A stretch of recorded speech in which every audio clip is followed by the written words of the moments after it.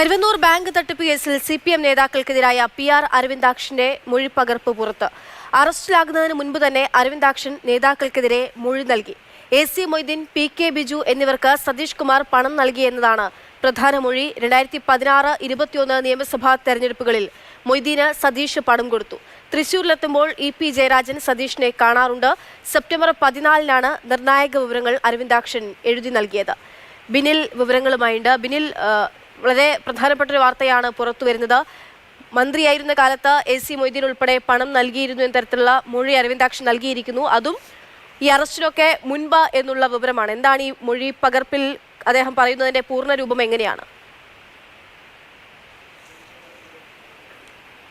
PR Aravindakshan CPM നേതാക്കളുടെ പേരുകൾ വെളിപ്പെടുത്തിയെന്ന കാര്യം നേരത്തെ എൻഫോഴ്സ്മെന്റ് ഡയറക്ടറേറ്റ് പ്രത്യേക കോടതിയിൽ പറഞ്ഞിരുന്നതാണ്. ഇപ്പോൾ പുറത്തു വന്നിരിക്കുന്നത് ആ മൊഴിപ്പകർപ്പിന്റെ അസൽ രൂപമാണ്. അതായത് PR അരവിന്ദാക്ഷൻ സ്വന്തം കൈപ്പടയിലാണ് ഈ മൊഴി എഴുതി നൽകിയിരിക്കുന്നത്. ആ മൊഴിയിലാണ് CPMന്റെ പ്രധാനപ്പെട്ട നേതാക്കൾക്കെതിരെയെല്ലാം ആ മൊഴി വന്നിരിക്കുന്നത്.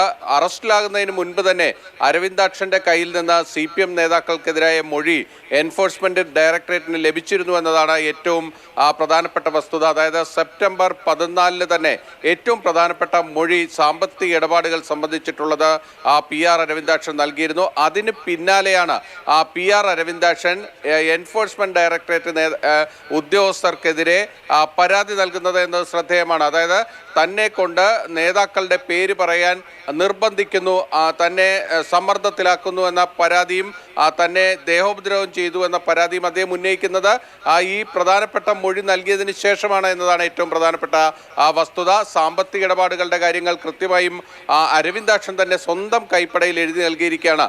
2016-ൽ AC മൊയ്തീന് 2 ലക്ഷം രൂപ നൽകിയെന്നതാണ് PR അരവിന്ദാക്ഷൻ പറയുന്നത്. അതോടൊപ്പം തന്നെ 2021-ലെ നിയമസഭാ തെരഞ്ഞെടുപ്പിലും AC മൊയ്തീന് പണം നൽകിയിട്ടുണ്ട്.